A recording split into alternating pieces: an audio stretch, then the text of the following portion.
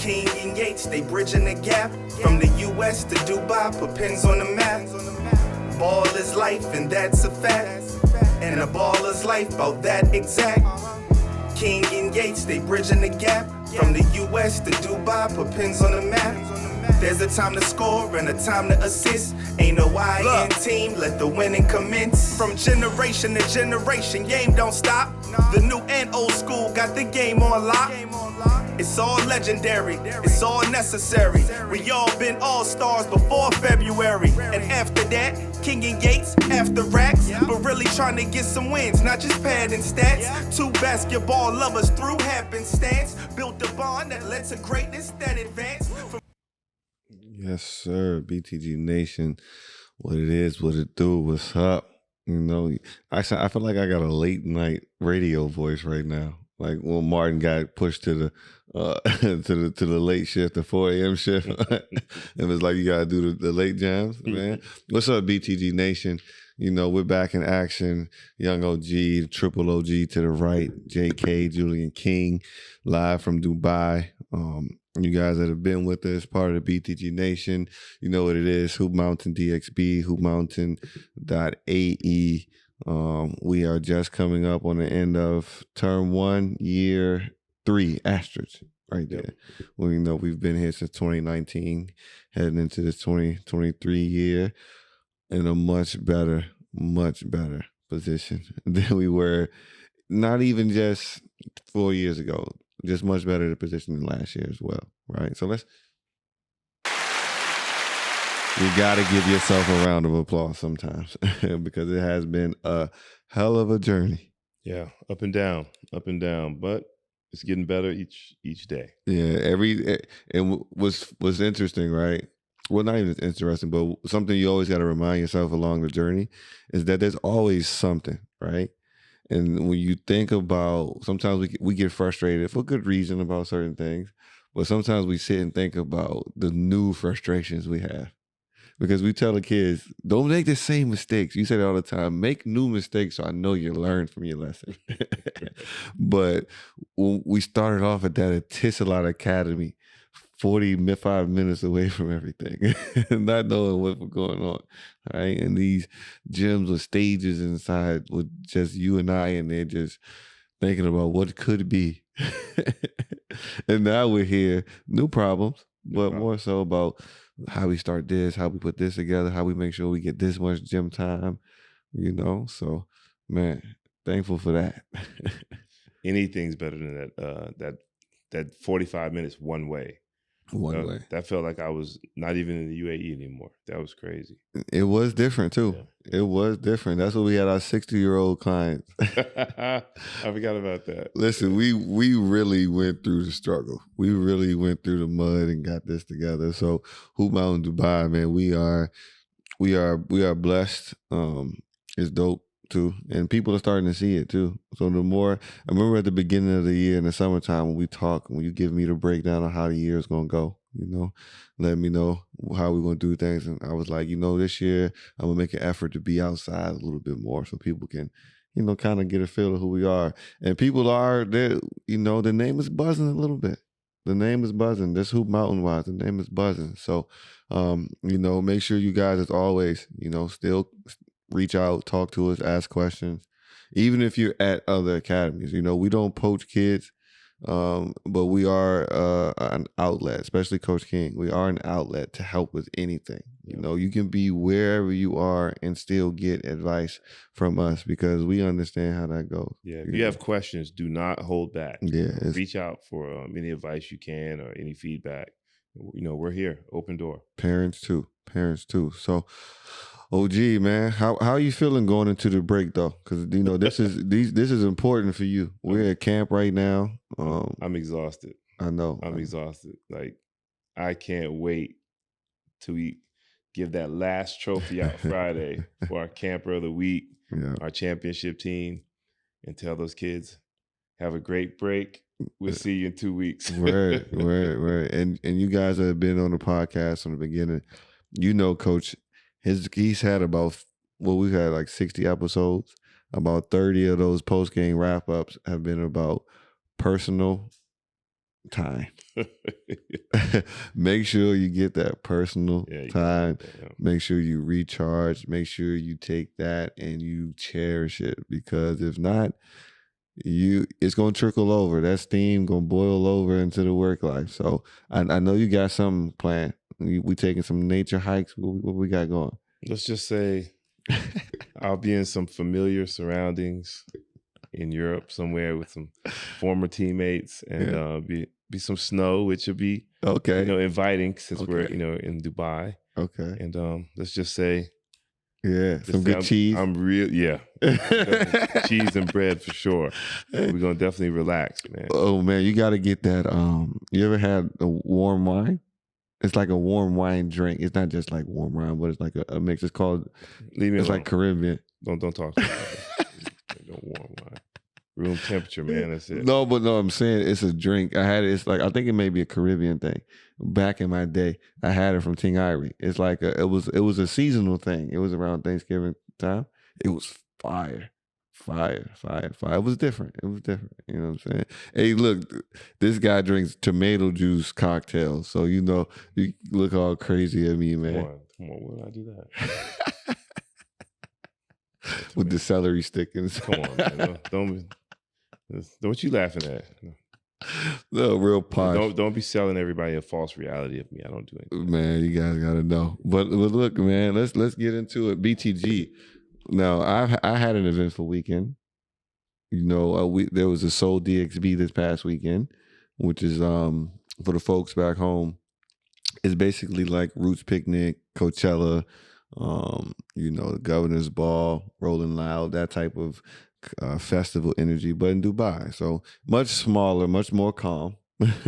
Much more calm, and I don't mean that in the British slang way. I gotta clarify that, King, because there's a lot of them around here. When I say calm, I just mean like it's even tempered. Like, back at the crib, even back in your day, you talking about a festival, right? What's that big festival that you guys got?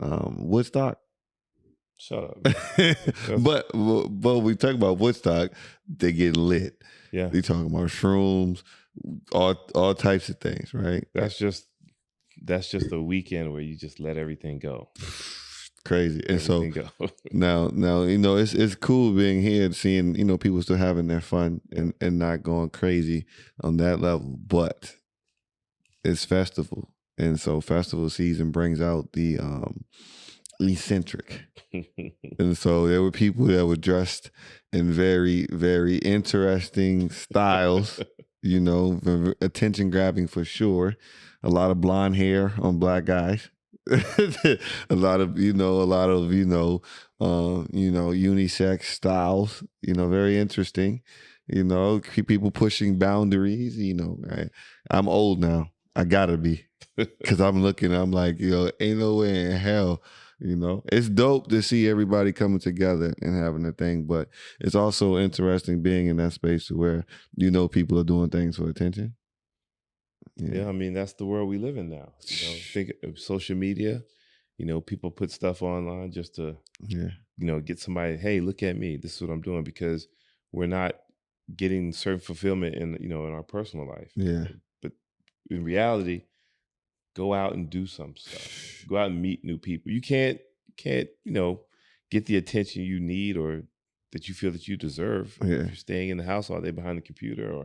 And then when you do go out, like you said, now you want to make a splash. Yeah, that's too much of a splash. And then you making the splash for the internet attention. Yeah, right. Which isn't real anyway. Right. And so, but there was some creative things out there though. There were some people who were like, the thing I like about clothes, and even within the basketball culture, right? Within us, it didn't matter so much about what you wore as how you wore it, right?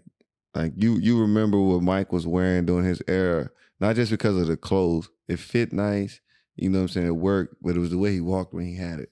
You know what I'm saying? Yeah. It wasn't just like, I wore this flamboyant, crazy fit. It was like, that's smooth, right. And it looked like you. On you, yeah. You know what I'm saying? Like everybody got their own style, like, make it fit. And so I was looking, there were some people out there that I was like, oh yeah, that's real swag. Right. Yeah. Some old heads too.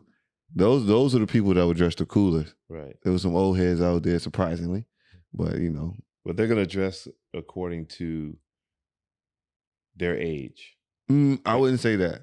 They were wearing the Bapes and they were doing, but they were, you know. Well, see, yeah, I put them in a different category. Yeah, because that don't count. Yeah, but they were like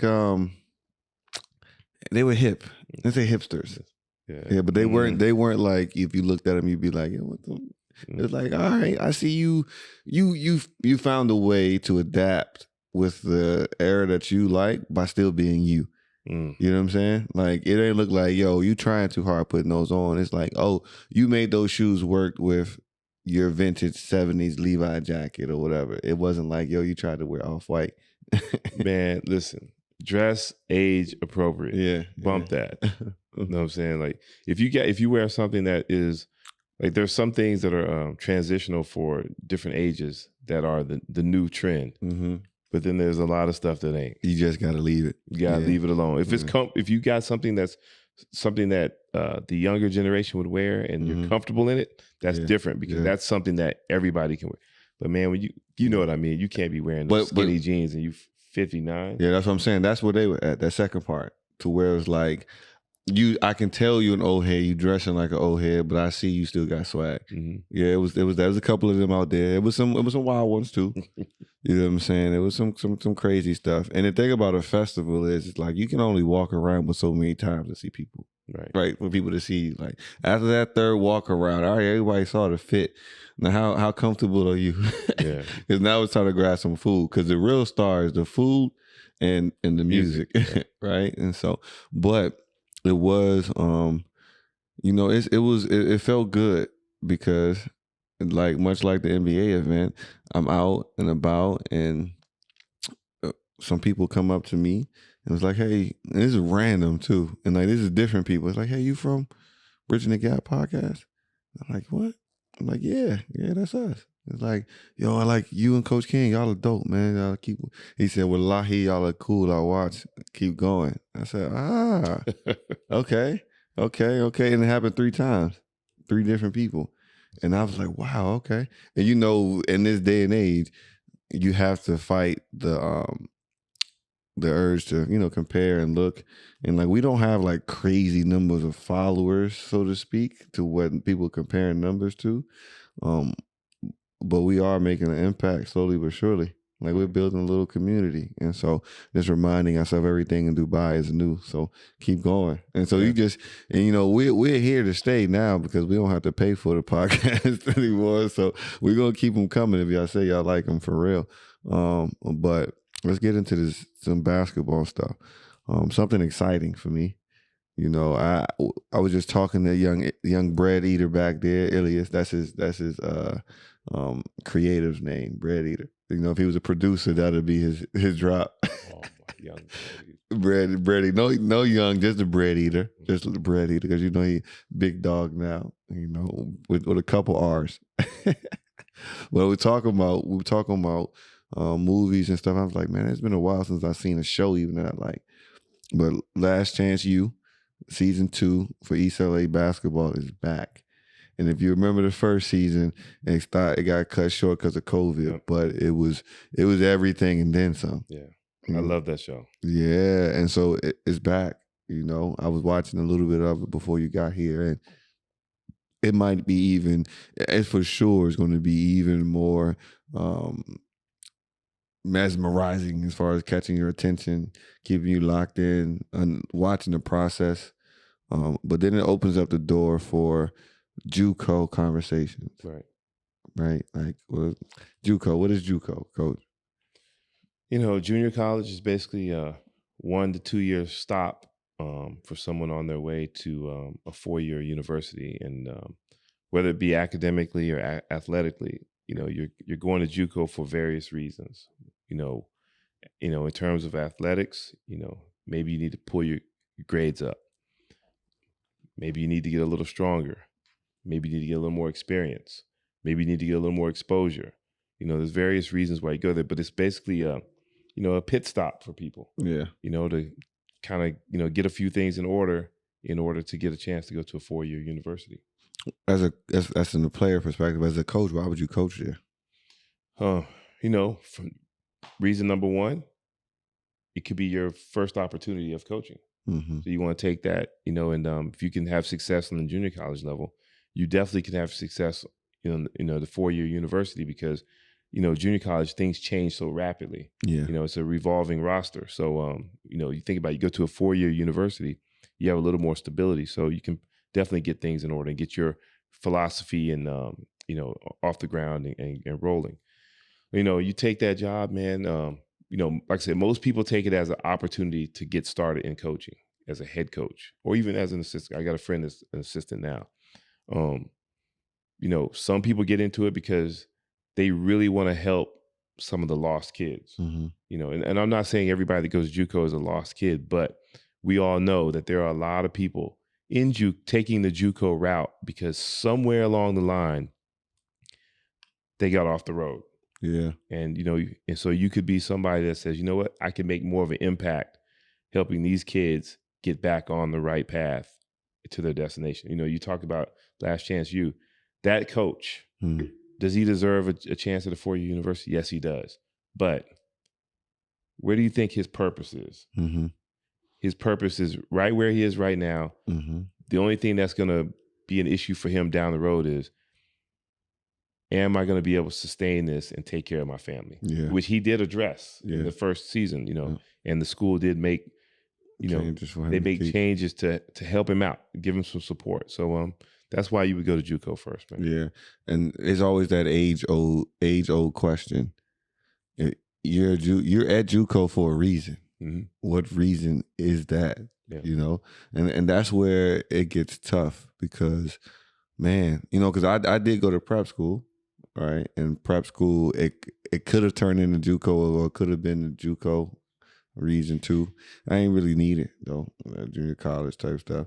But didn't listen to me. Yeah. But that is a different life.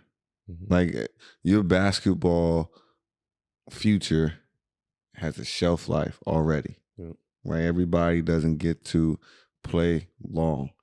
Right. We talk to our kids all the time about cherishing the moment. We're here in a place to where, even as people start to grow older, if you don't seize the opportunity you had during your prime years between, let's say 15 and 25, right? And 25 if you play pro type thing, right? Everything after that is a bonus.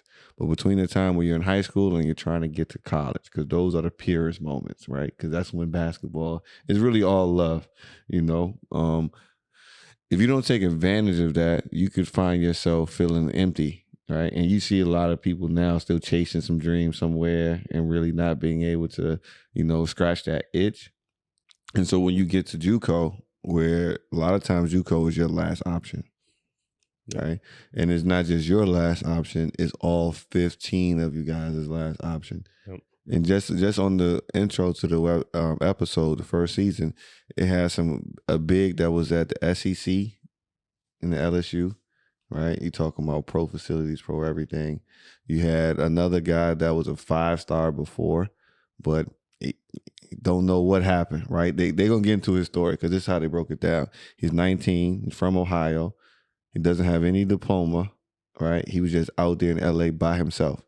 But he was a 5-star recruit when he was in Ohio, right? And now he just enrolled into East LA with no high school diploma, no nothing.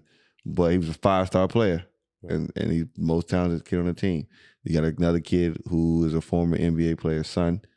And so, he's not even coming with the same type of edge on his shoulder as the other guys because he got diamond earrings. You know what I'm saying? Right. But he on his last straw. You got another guy who had to go home because his parents had COVID and he wanted to be there, blah, blah, blah, blah, blah, blah. But now, this is his last spot. And it's another guy that was just coming out of school, senior in high school, going into college, and then COVID hits. And so all those seniors get their year back, so there's no scholarships for you, right? And so now, because people don't understand that every team don't have a scholarship every year. Right. That's why some kids go to prep school, like me, or other people do things. And so now you got everybody there. Some people there with kids. Yeah, it's a JUCO, man. There's 1,000 different scenarios that you could run down that as a reason why people go there. Yeah, you had JUCO teammates? You had to at Coppin. No, I had one. Yeah, I had one. What was that like? I mean, it really wasn't. I don't know. He was different. He only went to JUCO for 1 year basically, and he came in not with that mentality of, oh man, I got to get it done right now. He came in right now. I'm going to mesh in with what you guys have going on already, and let's see where it takes us. So he was was one of the outliers, but some friends of mine who went to JUCO, whatever, they all had desperation mentalities. Like every day was like, look, we got to get this done. I got to get it done now. Like, man, we won last night by 20, but I only had 13. You know what I'm saying? I need to have 19, 20. So, it's just everybody's different, but it also depends which level of JUCO you go to. But yeah, break that down too, because there is levels to literally everything, because it's basketball is big. Because if you think about the Division I JUCOs, and that's those leagues out in Texas, Kansas, Oklahoma, like those guys, those teams are treated like the top high school teams in the country, where 1 through 15 is going to get a scholarship. Right. And so you can go to those JUCOs and just play your part and not have eye-popping numbers and still get a chance to go to school. But, you go to those lower tier JUCOs, man, you got to average 30. You know what I'm saying? Man, and you talked about, now from this is a coaching perspective, right? We'll get back to the player stuff. You just said that every night, every player is in desperation mode. Yep. Right? Now, ultimately, what gets a player recognized doesn't change from high school to JUCO, right? Right. Coaches love winners. Right. Right? And so coaches want somebody who can fill a role, right? Because it's not often that somebody will go from JUCO and then go to a school and become the leading scorer right then and there. Right. Become the guy, All-American right then and there, right? You got Jimmy Butlers and stuff like that who can do all those things, but it's not often. So how do you get 15 guys to buy in? Now you're talking about it's already difficult, right, but now you got to get 15 guys to buy in at the JUCO level, and all of them are only trying to be there 6 months, right, 7 months, right? The best way to get them to buy in is you as a coach, and most the successful junior college coaches are great salesmen. And I'm not talking about selling, goals and fake realities to their players just to get them on campus. I'm talking about selling their players to the next level, and that's one thing, the guy at the, Last Chance U was good at, was that he was going to fight for each one of his players to get some type of exposure. That's why at the end, it almost brought a tear to my eye when he was talking about the season, the playoffs were ended because of COVID. And he was like, man, how are we going to place these guys? Because we needed to go further into the tournament for them to get more eyes on them. Yeah. And we felt that. Yeah. Like we felt that personally. That was real. Because he finally got everybody on the same page, and it was clicking, what I'm saying? And they were cooking. And it just, man, to have it all taken away from them after so much hard work, it's tough.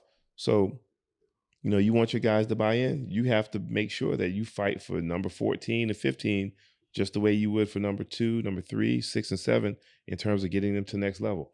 Because getting into next level, it isn't necessarily D1, but it's just a 4-year university. 4 years. Some stability. Yep, so you can get a degree. Yes, and you can have those options, right? That right there shines an even brighter light on what it is to coach. And oftentimes, and this might even deter us into another topic, but I think it fits. You said something, it's like last podcast, coaching matters, right? Mm-hmm. And at the bottom, the foundation, at the peers spaces, we talk about it in the grassroots level, right? We talk about how important it is to establish that foundation, one, to create a new community of kids and families who love the game, so our game that we love, that has blessed us, can continue to grow and, reach out and bless more people. But then also so it can be done the right way. Right. And that's just at the foundational level.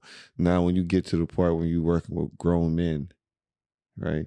And a lot of times the coaching is just the X's and O's of some people's mind, but it's a full circle.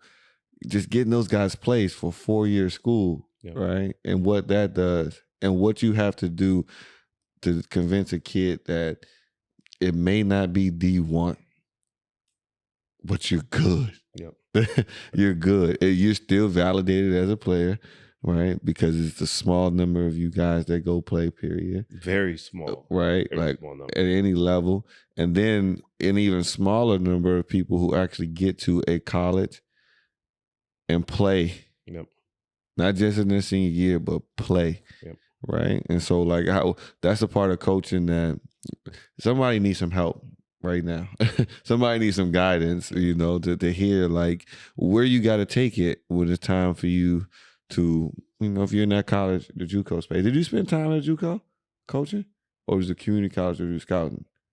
Junior college. Yeah. So, I was basically, as people dub them now, they have names now. They have names back then, consultant or a special advisor to the coach and all that stuff, Shit, we ain't had that back in the day. It was just you coming in and lending a hand. You know what I'm saying?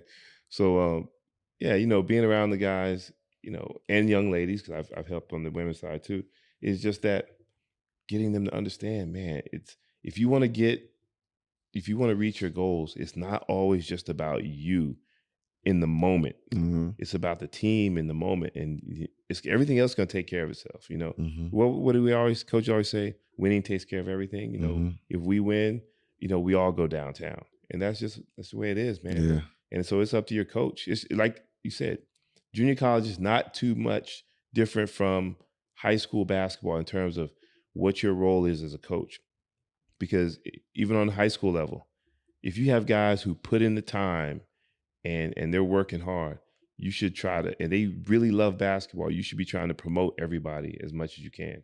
And it's a hard job, It's a hard job. Yeah. I just sit there and just think about those conversations Coach, I just wanted to go D1. That was my only thing. My parents not going, dad ain't going, friends, blah, blah, blah, ain't going. It's it's just so much that as an ego wise, because as a hooper, you got to have an ego. Because you can't be amongst other men. You don't, have something. But sometimes when that ego gets in the way off the court, you just miss so many opportunities. Ego will kill you, man. Yeah, and it's so important. And that's the first thing that has to get broken down when you want to make individuals a team. Yeah. Well, that how can I say it? That mindset can be broken down by the people that are around you. See, some people don't take the time to explain to a young man or young lady that, hey, we know you want to go here, but your options are here. Yeah. And this is how you can maximize those options. And you look at those options; those are blessings that other people don't have. Some people give their right arm for those different options you have, and so players a lot of times don't know. Yeah. A lot of times there's 80% of high school players in the States don't realize that you would be better off and probably have a better experience going to a high level D3 or D2 school than going to the bottom of the league of a Division I school. Yeah. It's what it is sometimes, And then I don't like to be the one that harps on what could have been for me, right? But I listen to people a lot talk about, I went D1, so I was this. I did this and I was that. And I did a lot, right? I was around a lot. I was coached by a lot. I experienced a lot. The entire time I played basketball, I was playing with pros, right? The takeovers and those things. And I was on that spectrum to where D1 was a possibility. It was there. It was in his hands. A lot of talks, even in prep schools. And then, high level D2s were knocking on the door for sure. And then also those high level D3s, right? Even in high school, when I was like, nah, I gotta go D1. And that was still up in the air and possible. And when it came down to when I went to prep school, got sick, and basketball looks a little bit different now. Mind you, I advise you not to go to prep school. Yeah, but it looked like it happened for some reason, because then I got sick. They told me, well, you won't be able to play college basketball at all because you have a blood clot issue, right? But get through all of that, finally get to a space to where I did have D2 offers, D3, and now I'm actually looking at the D3 to see what they offer. Had low D1 talks as well, but the one thing that I was lucky to have was you and Coach Uncle Ro and even Coach Thomas, right? One, I had to know my situation, knowing that I wasn't completely healthy and I wasn't going into like freshman year of college the way I was leaving TC. I'm going into something different. But then also having you guys' experience to tell me that, look, basketball wise is about where you get a chance to play. Yep. Right? Do your research on where you going to go. Because D2 wise, Montevallo, those that in that area with Augusta State and all those different teams, I had some high level chances there too. Like very high level, and a few Willing and Jesuits and all those other things. And then D1, Mount St. Mary's, Jacksonville. It's a host of them that was all the UPenn, right? We had real interest. And I had a lot of people telling me I was lying. I never pull those cards because I had a lot of people telling me, "No, you just talking." You ain't. I was just like, all right. But I had shoe boxes full of stuff, right? And ended up going D3. And it bothered me for a little bit, right? Just because, I'm like, man, like this didn't work. But when you look at basketball, and we talked about it before, people peak sometimes, right? And what allows you to keep progressing is being in an environment that allows you to work on your game and grow. But having somebody around you to let you know that you can go D3 because this level of competition in this conference equals that. Because the coaching staff is different, the resources there are different, right. And they travel and they play and all these different things. You don't know that because you don't see them on TV. And if you don't see them on TV, then it don't exist, right? Hey, man, listen. That's what I say. It's all about who's around you. Yeah. If you have people around you who are telling you, that if somebody's giving you all sides of the story, then you can make a better decision. So then if you screw up down the road, you can say, well, at least I knew. Mm-hmm. And, the one thing that the coaches you mentioned, myself included, we knew is that, man, look, you just want to go somewhere where you're going to play on a good team at a high level, get a degree. Yep. That's it. Everything else will take care of itself, because in this day and age of social media and just the awareness, the exposure that you can get, mm-hmm. anything that you do is not going to go unnoticed. For sure. And I will say this game always has been and always will be about work. Yep. It's just that the higher you get in the level, it's more about the right work. Yep. Right. And so I will say, even though I went D3 and I had teammates that went D3, peers that went D3, I had some friends that had better careers overseas than people that went D1. Yep. Right. I know some peers that I played against that are still playing internationally, better careers than people that went D1, right? I even had the opportunity to play too, but when you have all the cards stacked up and you can finally make a level decision, I was like, I don't want to take the sacrifice to go play there, right? But as you said, you pick a right situation that allows you to grow. The game is the game. You work, you still give yourself a chance. If you want to go play pro and fight through the ranks to get there, the opportunity is still there. Right? But you give yourself that space. And so when you go to JUCO, that's a lesson you got to learn in a short time. Yeah. That shit got to click. Yeah. You cannot step foot on campus playing around. And I'm not saying have a mentality that it's got to be about me, but it's got to be about the work immediately. Yeah. Look, man. We're going to have a guest on the podcast tomorrow, right? This is my dog. But look what he sent me. I ain't asked for nothing. Oh yeah, our next guest is going to be crazy. We're going to have a wild guest on here. It's going to be lit. You better be ready. You know what I'm saying? Get your stuff going. But that's something, JUCO, and that's something that we got to make sure we talk about. We always will show every avenue for people, because that's something people can get lost in too. Right. because now we're at the stage where there are people that are coaches, and I'm calling the opposite side of that opportunist, right? Because they're looking for opportunities for them to gain something, or just opportunities for them to be in a space where they run and don't really care about what happens to kids. Because, you know, there's opportunity for international kids to go and play, right? But the right situations, whether it's JUCO, prep school, whatever, like that's important. It's a long. We're talking to Hashim right now, right? Trying to help him figure out those schools. And listen, Hashim, when coach is talking to you, listen.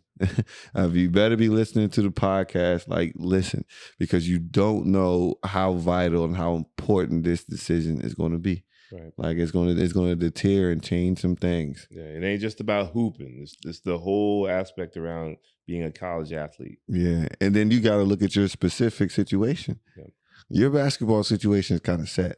Yeah. All you need to do is just go to a 4-year school, because you know you have a pro situation set up. So now that you're in America, you're doing that 4 years there. You just need to be somewhere where you're getting an opportunity, and then everything else will take care of itself. Like.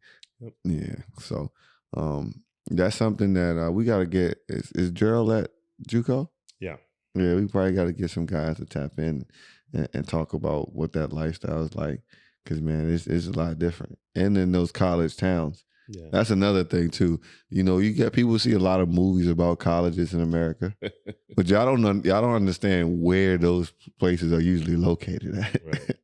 that college tour of a JUCO. Ooh. Outside of, like, if you're in San Bernardino or something like that, yeah. You could be in some good locations, and then you could be in some far out locations where you're like, man, it's the school and that's the town. That's it. That's the school, it. You know. So you got to eat at the gas station. Right. All right. Well, but on another probably a lower note, but I mean, this is a celebration of life, right? We like to share history, especially when it comes to basketball and our leaders. Last episode, we were talking about coaches, and we were talking about John Thompson. We talk about JT, Big Dog, a lot, Big John a lot anyway, just because the influence is heavy. Like John Chaney. We just recently, Paul Silas passed at the age of 79. And Paul Silas not only is a legendary coach, because I recognize Paul Silas from his time with the Bobcats, coaching LeBron his rookie year. But he was a Celtic. You know, it pains me to say, but he was a Celtic, 3-time champ from the West Coast. It's funny you mentioned that, though, right? Because, you know, you're saying it pains you to say that.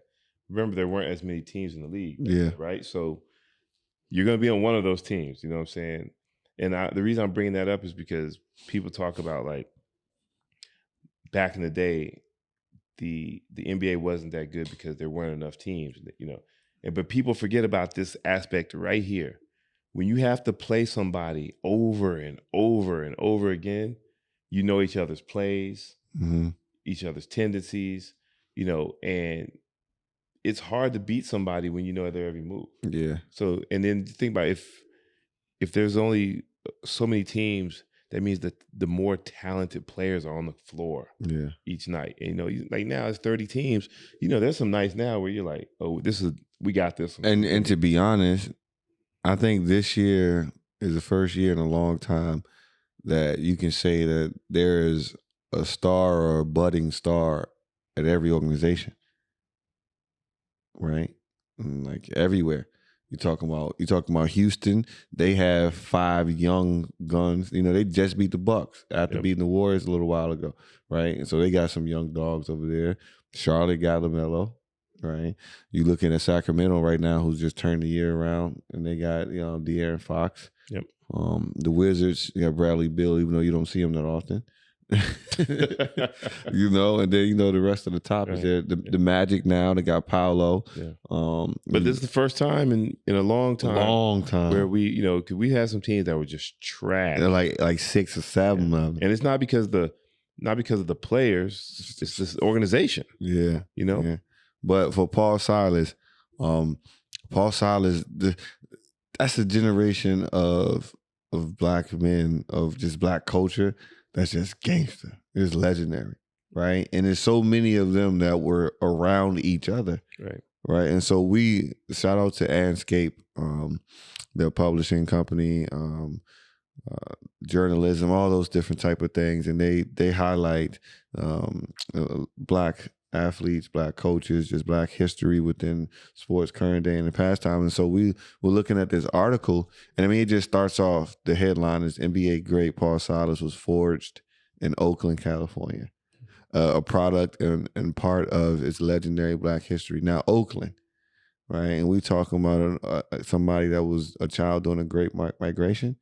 Now, Oakland, you talking about Black Panthers, right? You talking baseball was popular amongst everybody during that time. So the A's, you talking about the great himself, Bill Russell, right? And then, later in time, you got Gary Payton, and you got Jason Kidd that come after all of that. Huey Newton, like you just growing up in that atmosphere. And so not only you're not just becoming a face for us later, but you're making history as you go through it. Going to Creighton, going to Creighton because his dad wanted him to be prestigious when it came to academics instead of going to the University of San Francisco, and then being a legend there and being one of the first of 3 Black African-American players to average 20 and 10.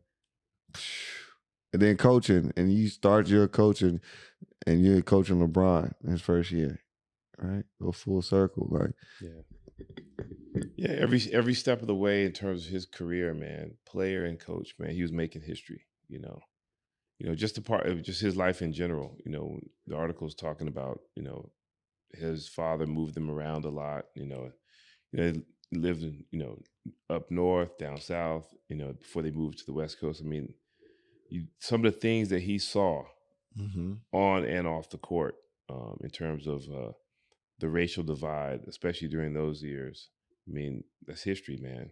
It's history, And you talk about growing up around Frank Robinson too, right? Like you grow up watching Frank Robinson and watching Bill Russell. Like that's they said specifically. They say he's watching 3-on-3s at the court outside. He's becoming a part of that. Like that type of environment just going to nurture a strong, impactful person, right?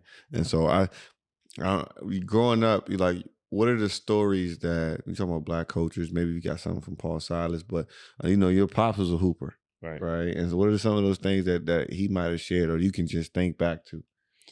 Well, one thing, man, I'll give a little background. My biological father, I have to say that just because my stepfather is dear to my heart, like Shaq, like yep. Yeah. And my father had scholarship offers out of high school for baseball, basketball, and football. And, back in that day, once you, become, 18, it's a hard decision you have to make. Do I go to college, or do I start working right away and help to take care of my family? And so my father decided to start working, join the Air Force. But being a good athlete, continued to play basketball.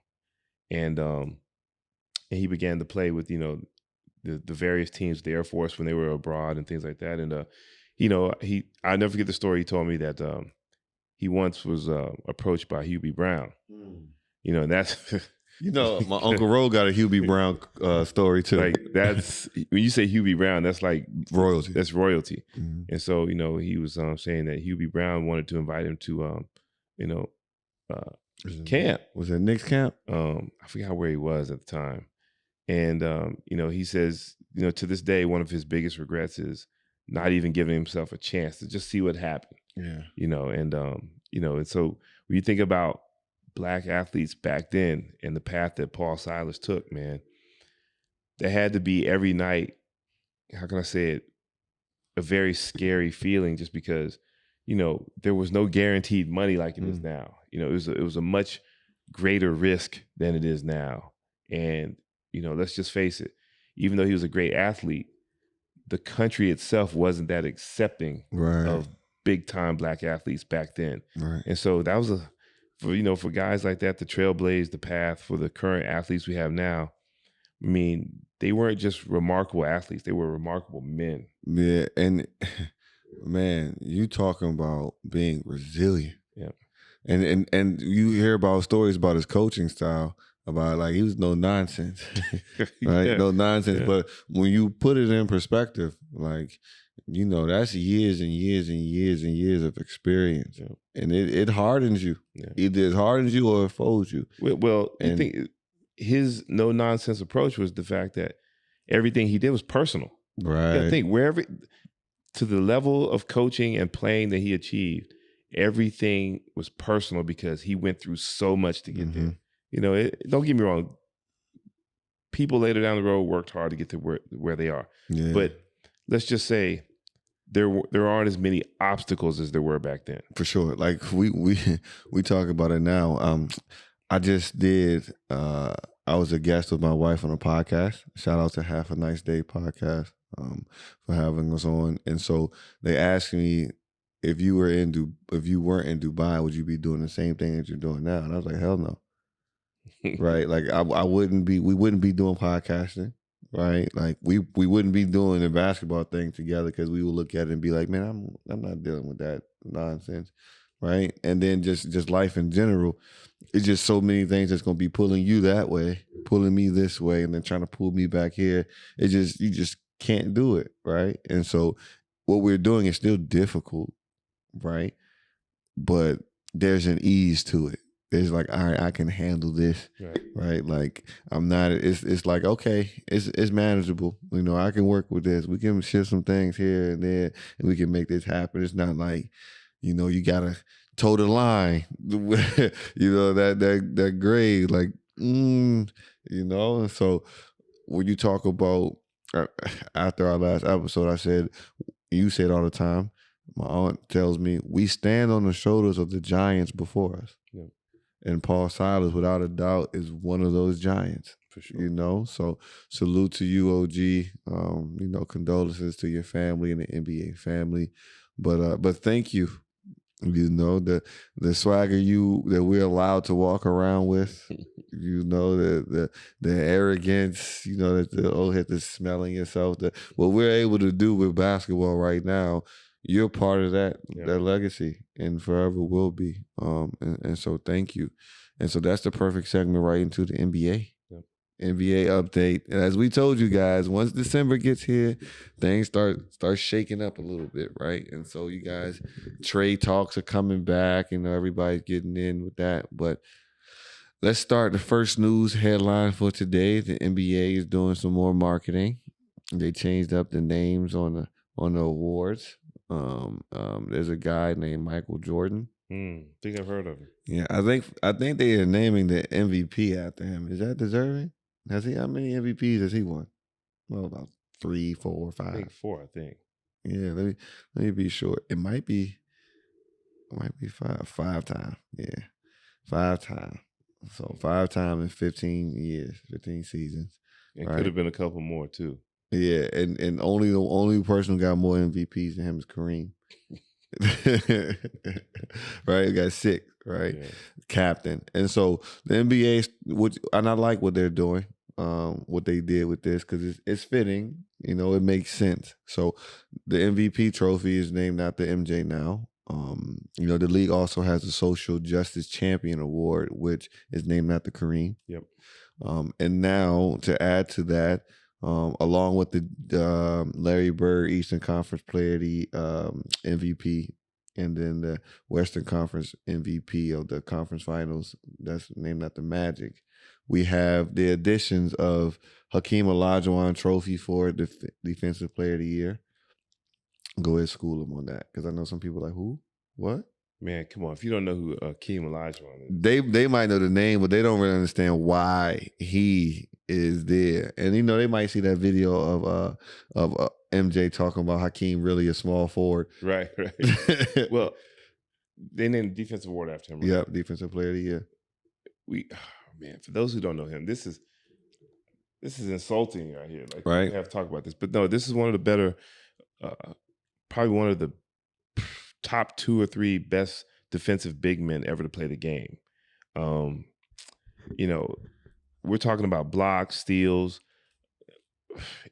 a little bit of everything. Switching out on the guard on the perimeter and being able to contain him for a few possessions in the 90s. Yeah, in the 80s, 90s. And the funny thing is, like, he's named after defensive, but his offense was crazy. Dream shape. His footwork down in the box was crazy. Anytime Kobe goes to get some tips on his footwork, that goes to show you right there how what type of player he was. Yeah. And I mean, man, you just have to put some pictures. For sure. I didn't want to talk about it. 9-time All NBA defensive team, and he won defensive player of the year back to back, 93 to 94.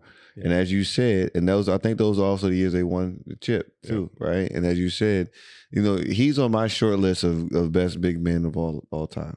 He should be on everybody's short list, right? But he often gets left out, for a few reasons. One, if you think about at that particular time being a Muslim, that was not as accepted as it is now. Yeah. And so he didn't get the treatment that he should have received in terms of endorsements and things like that. Mm-hmm. For whatever he did get in his visibility, it probably should have been about 30%, 40% higher. But that was the era that we lived in now. Back then. Think about how good you got to be for that, though. Yeah. Think about how great you have to be for them to be like, all right, he just got to be in the league, so just let him do his thing over there because we can't do nothing without him, right? Like, you got to be that much better. And so when you talk about Duncan, you talk about Shaq, you talk about Wilt, you talk about Kareem, right there is Hakeem. Yeah, and he was fasting and everything throughout the season, throughout the playoffs.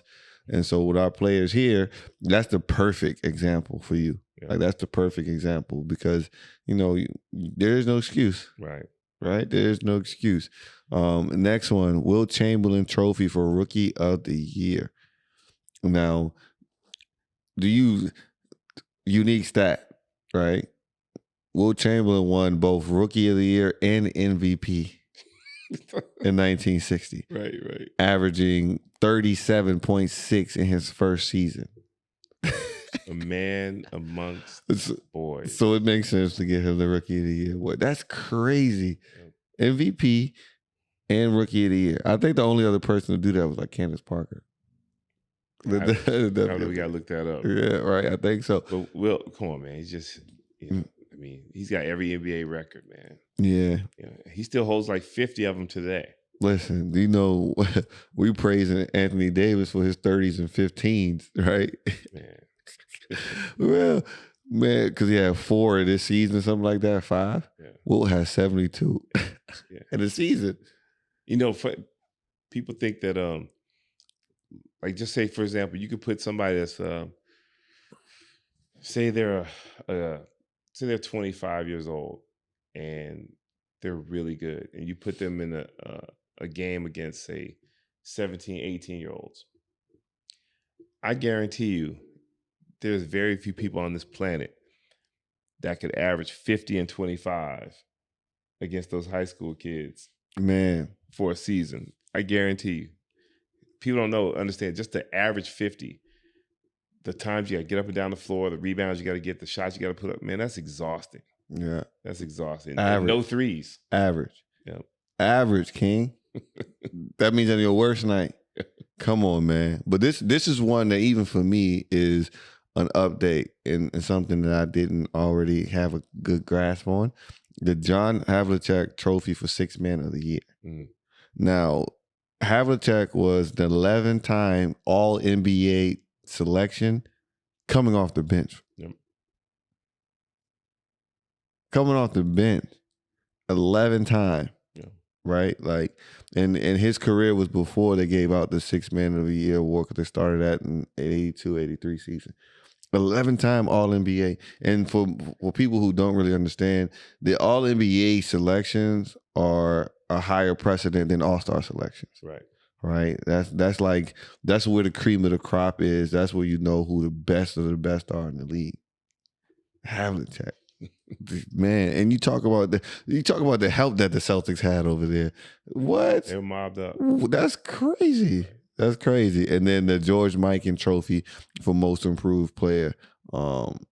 is to him. And so, you know, he won 5 chips with the Minneapolis Lakers from the 40s to the 50s, right? And then we all know the famous Mike and drill. Yep. Right. And so hey, that drill got you a state championship. Thank you, T. Yep. Right. And so, but you think about those things, and it's so fitting. Yep. Because when you gotta improve, you gotta go back to the basics. Yeah. And Miking is that the basic. Yep. Right. And you know how difficult that is for a lot of people to do the Miking drill correctly too. Right. That's another thing you'd be surprised about. And then the last one they have is the Clutch Player of the Year award, which is new, and that's named after Jerry West. Right, who had a hell of a time doing that Celtic era, but he got one. he finally got enough help to put him over top because man, they were kicking his ass. Man, they did. And so it's dope. They all have new designs and things like that. And so shout out to the NBA for still pushing it forth. But let's talk about these NBA standings real quick. Number 1 in the East, Boston Celtics. Number 1 in the West, New Orleans Pelicans. Now that's a story right there, right? Because I am one who was saying, "Look, Zion, I need to see you play.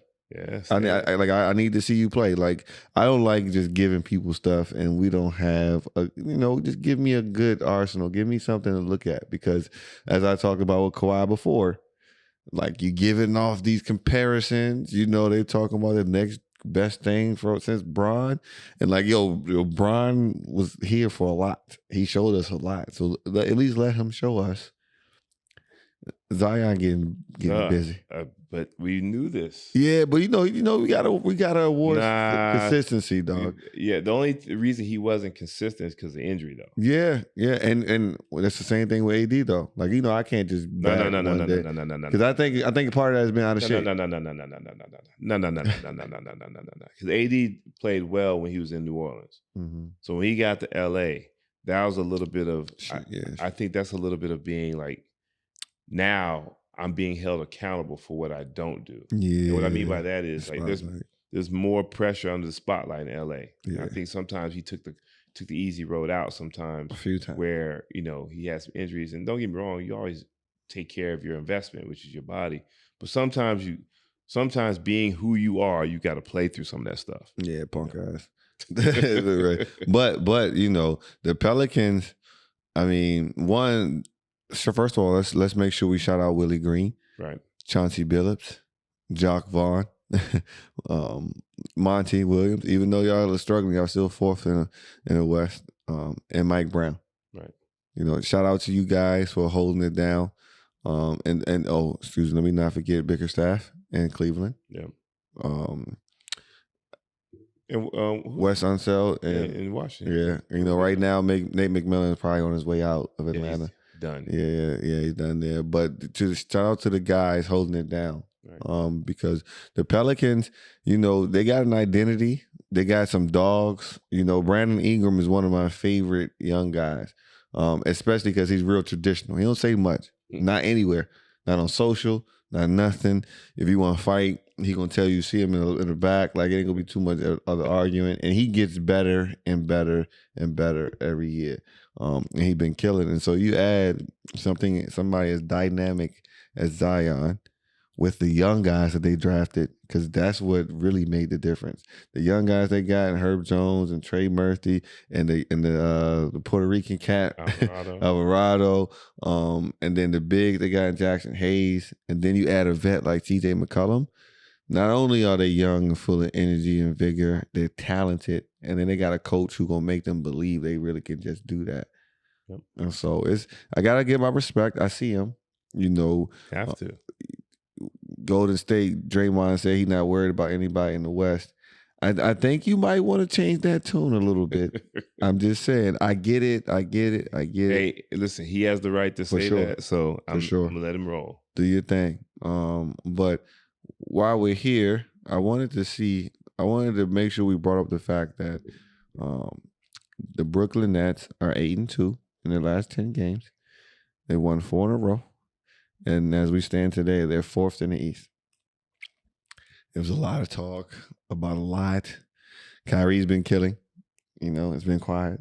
KD's been killing. It's been quiet. They just got TJ Warren back too. And if you guys remember the last time you saw TJ Warren, he's putting up 50 in the bubble. It's a quiet piece there. You know, I see this. I see the Celtics, you know, doing their thing. They just got smacked up by the Clippers and the Warriors. But watch out for them Nets. Watch out for them Nets. And Jock Vaughn, we see you, man. We see you. That's a resilient guy there too, because you were there doing a good job before they brought in Steve Nash, and now you had to sit 6 inches down to the left and just watch. And now we're here. And so, what are you looking forward to seeing as we head into trade deadline action and the second half? When is that tournament? I don't know. I don't think it's here yet. So, yeah. What I'm looking for, man, is I want to see everybody at full strength. Mm-hmm. I'm tired of seeing you know one team with a marquee matchup not being marquee because somebody's hurt. Yeah, and that's when we're really going to get the true story of who's going to make their runs. You know, the Pelicans look good right now, but you know, I want everybody in the West to be at full strength. You know, Denver's still rounding out with Murray. You know, because he's got to find his way back. Because, you know, he was a dog at first. Yeah. And so they were surviving without him. Now he's got to try to integrate himself back in. You know, Portland has been holding steady, but, you know, we know it's going to happen. They're going to flame out just because Dame can't wear a cape every night. Yeah. You know, Sacramento, what's going to happen when, you know, they run across teams that are seasoned, that are back? Yeah. You know, they're healthy. You know, are they still going to be that, you know, that energetic, you know, positive team and just get it done by committee, or you know, are they going to go back to where they're supposed to be, which is, you know, toward the bottom of the league? So I'm just right now, I don't even really pay that much attention to it because, you know, I'm still into college football, because I know the NBA season right now means nothing. Yeah. Because even your Lakers, we all know AD is healthy for 20 games. Those 20 games, they could easily go 17-3. Yeah. 16-5, something like that. So, you know, it's just the habits right now. That's what I'm watching. The winning habits, and like who's doing what at the end of games to make sure. Because I watched a few games and LeBron is a turnover machine, and it's like careless ones. And when I watch Bron do stuff like this, because he's been doing it like a lot over the last like 7-8 years, right? And so that's where I always have my issues with the GOAT debate with him. Because sometimes he just look like he's not interested in playing. Right. Like, and you talk about the greatest of all time conversations. Just taking my personal bias of that, I won't even put Kobe in that conversation. You talk about Kareem, you talk about MJ, you talk about the stories you hear from Wilt, you talk about Shaq, right? And even then, people question Shaq because he wasn't always in the best shape. Right. Right? We talk about Magic. Never are you looking at them and be like, yo, they don't even want to play. Like, no, how do you do that? Like, there were some times, like I'm gonna be honest with you, there were some times in Magic as well too, because Magic had Magic. Magic was Magic. So I take Magic, but I say MJ, Wilt, Kareem. Yeah. Wilt, not Wilt, Kareem. I'm gonna put Bill perspective. You know, Bill like Russell.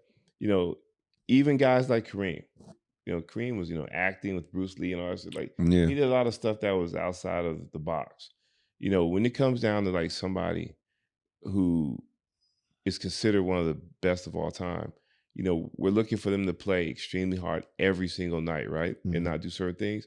And even with MJ, I've watched those games where, you know, he's sitting there like kind of just going through the motions, and he might turn up because somebody pissed him off. Yeah. But here's the thing, as we talk about this all the time, in today's NBA, you think about how you can't get so pissed off when so much money, 40 million, 50 million. You know, is it wrong? Yes, it's absolutely wrong, because you're cheating the fan. Mm-hmm. You're cheating the diehard, you know, supporter of your team.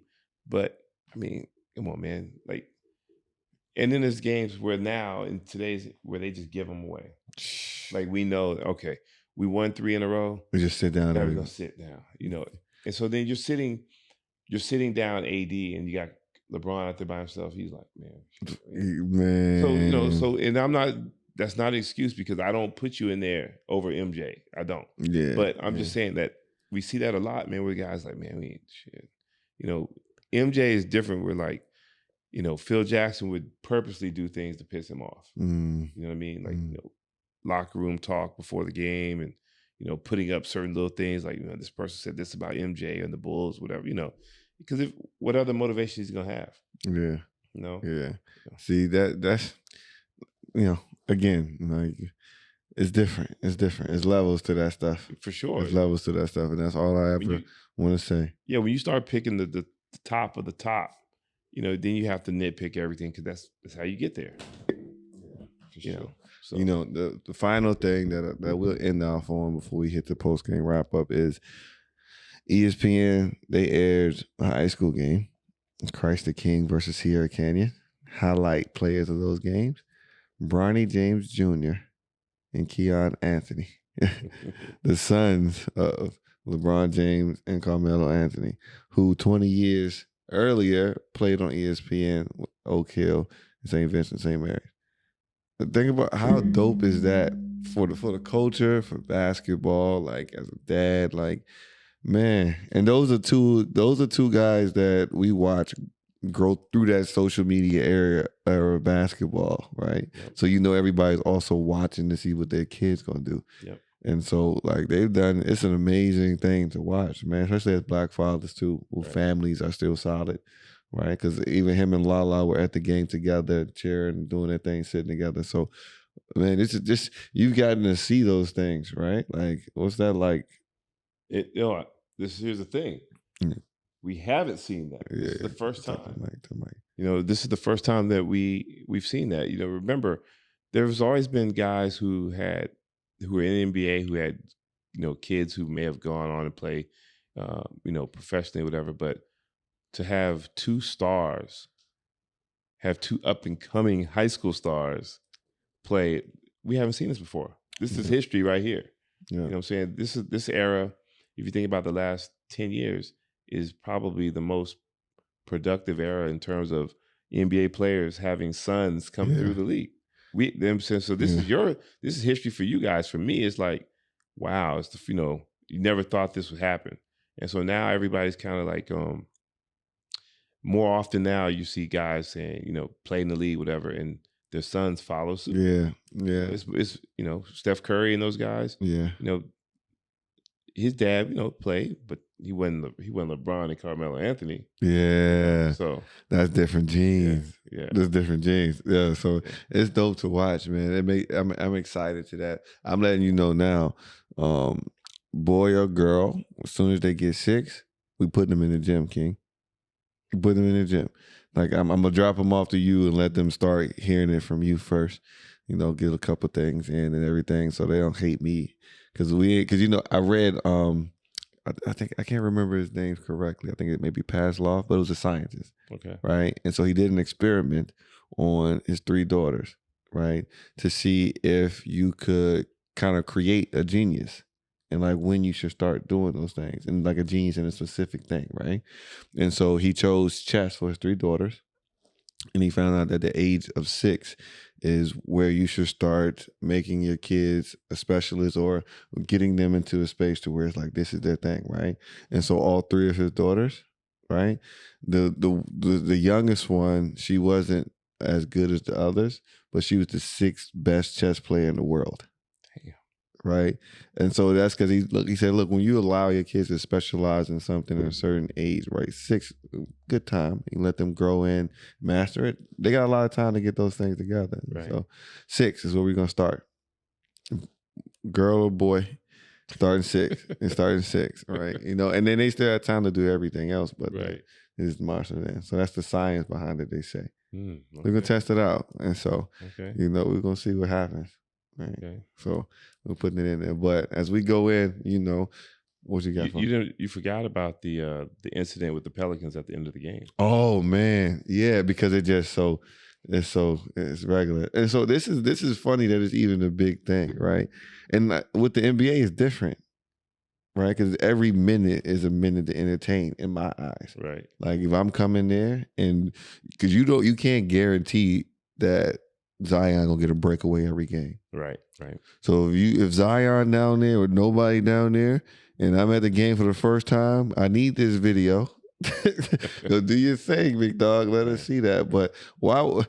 For you guys that don't know, which I think everybody probably knows now, there was a little beef at the end of the game because he, they were already won, and he went and he gave them the 180 windmill with the left slammer, after Chris Paul went and tried to score but didn't. Right. Right. And so, they had a little beef. For those that are upset about it, they're going back to the unwritten rule of if the game isn't at hand, you don't rub it in the other team's face. Okay. But there's two things people forget here. One, they're paid professionals. So you win it or you lose it. And it doesn't matter how you win it, doesn't matter how you lose it. It's just something you have to deal with. The second part of it is when you're jawing back and forth with each other and talking trash, it's to be expected. And that's when your coach doesn't really have a issue with it, if you're going back and forth. And he hears the chatter. And so that's just a part of the game, and so on any other level, if it were to happen like the Kansas State game, they had a brawl just recently. Yeah. Why do they have a brawl? Because, Kansas is running out the clock. Kansas State player steals the ball and tries to score. You know what I'm saying? So you're supposed to let him roll, run the clock out, shake hands, boom, go about your business. We just took one tonight. But you wanted to try to score. And so, he tried to take it to the other end and score. The Kansas guy recovered and blocked the shot and stood over him, and this, all out brawl started. But that's on the collegiate level. Yeah. The professional level, look, man, like you said, Chris Paul tried to score, right? And that's after he elbowed Alvarado in the throat. So, they had some issues going back a couple years anyway. So, yeah, Zion's supposed to get loose. Yeah, and again, like, women say read the room, right? Like, you got to recognize now if you up by 100, if you up by 60, all right, you win with some class. You know what I'm saying? That's a little bit different, right? Like that's something that you ain't really trying to send no message because it's already been sent, right? What Zion did at the end of that game was to let them know, I don't respect you. We coming for you. Right. That's a message to be sent. Every time you lace them up and we see you across the court, you better be ready because I'm here. I have no love for you, right? At the end of the game, he said, look, I sat in the locker room and I watched when we got put out in the playoffs and I couldn't do anything. Right. And they were over there celebrating, talking, doing their thing. I'm here now. That's what I wanted him to say in the press conference. I'm here now. Let me see you bark that same bark, Chris. Right. Let me see you do that, right? So there's going to be, I like it. Cause then on the same thing, Brandon Ingram posted something, you know what I'm saying? He was calling them a very unfriendly P word. He said, come see about me. And like we here, and so I like it. It's good. Yeah. And this is a big difference from somebody showboating. Like, there's an understanding between teams when it's like, all right, look, we call it, it's a good game, where we go. And when somebody taking advantage of that and going a different way, then yeah, I get it. But yeah, this wasn't any front running stuff. This was legit on court beef. So that's what we need in the NBA. Yeah, for sure. Because guys, we wanted to go back to the maybe not the physicality, but maybe the competitiveness of the late 80s and early 90s, because guys really took stuff personally. Talk about Paul Silas. Yep. He got an altercation with a player when he was coaching because they was fraternizing with the other team. Right. Like, nah, you don't understand. Right. This is life. This is real. This is eat or don't eat. Jobs on the line. Yeah. And so, man, BTG Nation, that's another episode. Thank you guys for everything. Thank you guys for tuning in. For those who do, wherever you are in the world, you could have been anywhere in the world, but you chose to be here with us.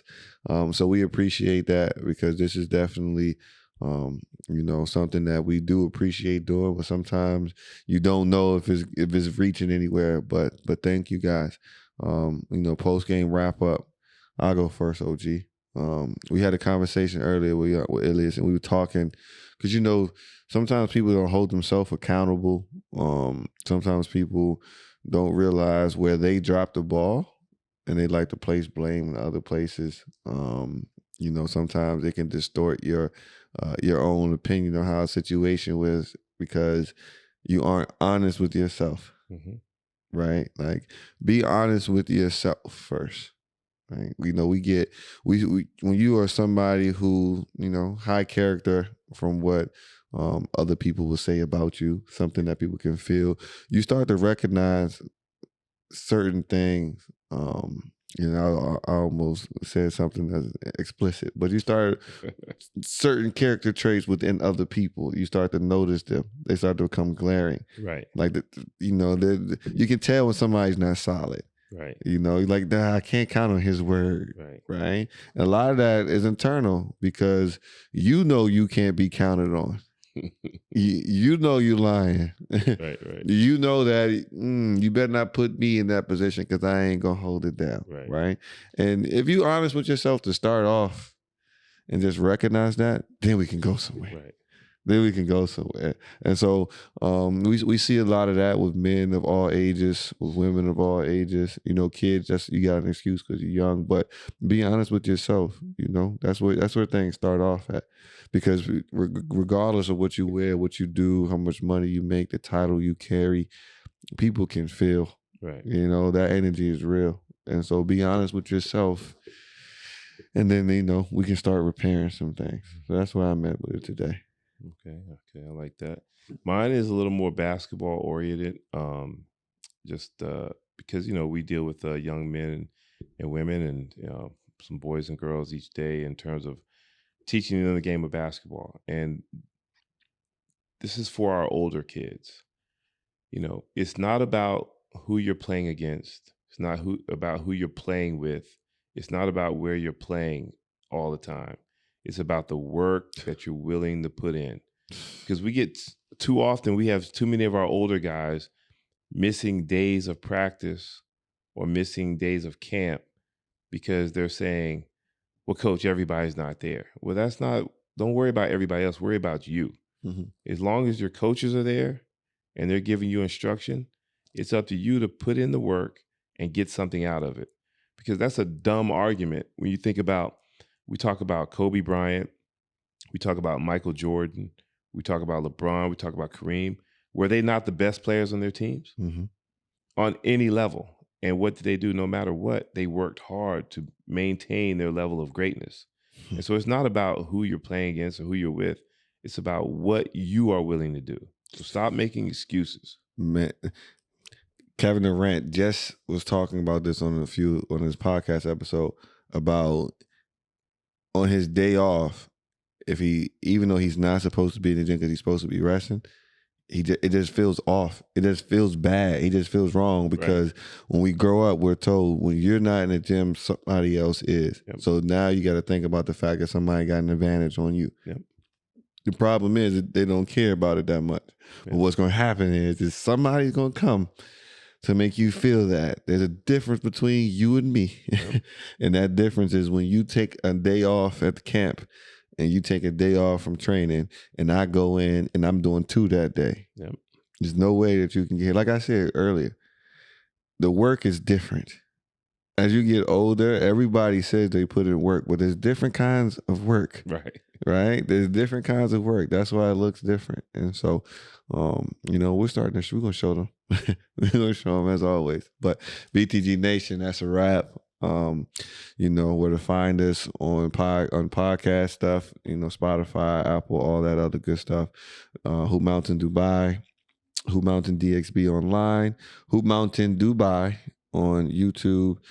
You can find us on TikTok, hoopmountain.ae online. So you know how we finish it off. We got the tantalizing rhymes of Young Willie Ways. BTG Nation, keep it real, keep it simple, and keep going. Player and coach, the brother to brother.